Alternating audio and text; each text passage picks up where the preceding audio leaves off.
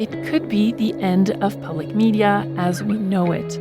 Congress is considering pulling back critical funding that supports stations like Boise State Public Radio. If you care about independent journalism, visit boisestatepublicradio.org/funding and take action today.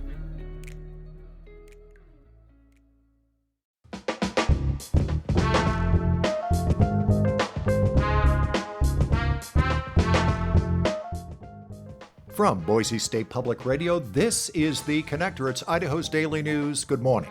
I'm George Prentice.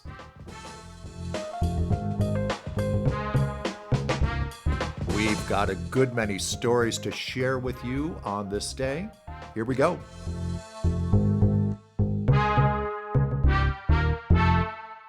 At Boise City Hall, city officials spent a good part of the day Tuesday workshopping a proposed spending plan for fiscal year 2026, which in the city begins this fall. And I want to be clear that as our cost of living rises and there is uncertainty, the city is focused.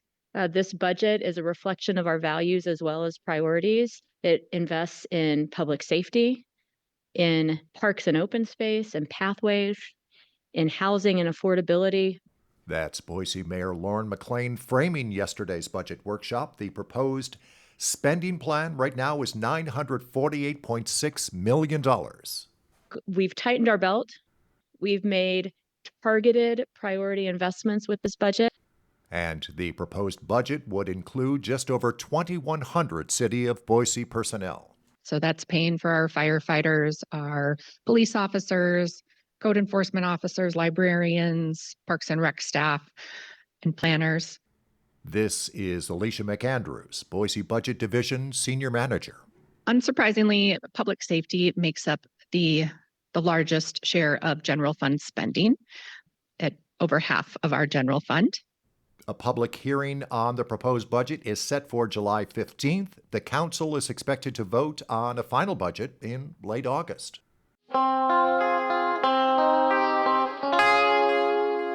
Idaho is one of two states with massive amounts of public land that will not be subject to a new regulatory rollback from the Trump administration. James Dawson explains. USDA Secretary Brooke Rollins says her agency will rescind the 2001 roadless rule, which blocks road construction and logging on nearly 59 million acres of public land. In 2008, then-Governor Jim Risch reached Idaho's own agreement with the feds, allowing these activities on 5.7 million acres of national forest land. That deal left 3.7 million acres protected. Here's John Robison with the Idaho Conservation League. They are some of the most important sources of clean water for our communities. They're intact forests. They provide core habitat for fish and wildlife, and really provide the best hunting and fishing opportunities in the state. Robison says Idaho's roadless rule is an example of states partnering with the federal government to better manage these public lands. Colorado is the only other state with a similar federal agreement. The rollback of the roadless rule for other states will have to go through the federal rulemaking process. James Dawson, Boise State Public Radio News.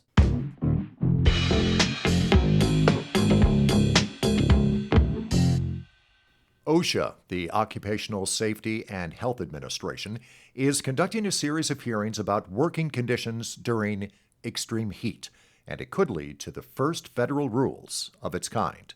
Yvette Fernandez reports.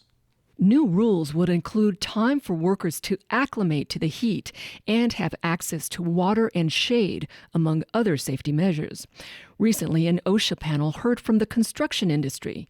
Stephen Kinn with Associated General Contractors of America says any new standards should take into account variables like geography and even the type of work being performed. Kinn also advocates formalizing a buddy system. It's your buddy that you're working with that's going to be most close to you to say, hey, I think we need to take that break. You're looking awfully red, or hey, you're awfully sweaty. Half a dozen states have instituted their own rules protecting workers from excessive heat, with Colorado being the only state to do so in our region. For the Mountain West News Bureau, I'm Yvette Fernandez.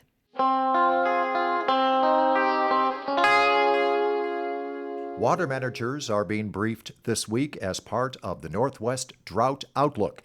And as expected, Idaho and much of the region has seen drought conditions persist through much of the so-called water year, which began last fall. And analyst Karen Bumbacco says it remains one of the driest water years on record. Overall, the rankings show that we have been unusually warm. It ranks as the 7th warmest water year so far for Idaho, the 8th warmest for Oregon, and the 19th warmest for Washington.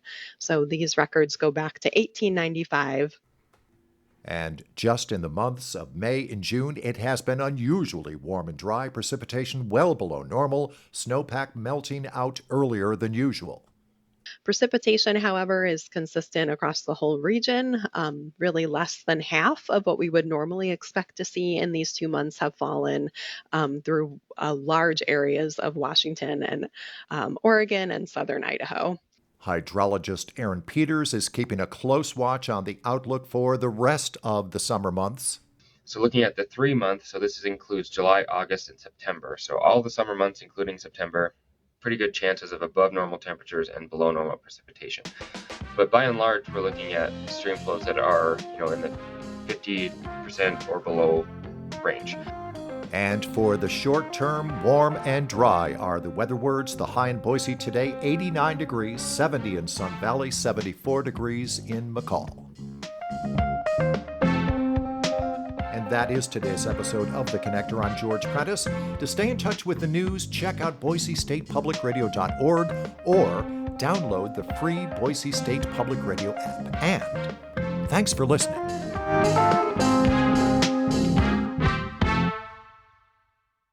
Planet Money helps you understand the economy. We find the people at the center of the story. Garbage in New York, that was like a controlled substance. We show you how money influences everything. Tell me what you like by telling me how you spend your money. And we dig until we get answers. I had a bad feeling you were going to bring that up. Planet Money finds out. All you have to do is listen. The Planet Money Podcast from NPR.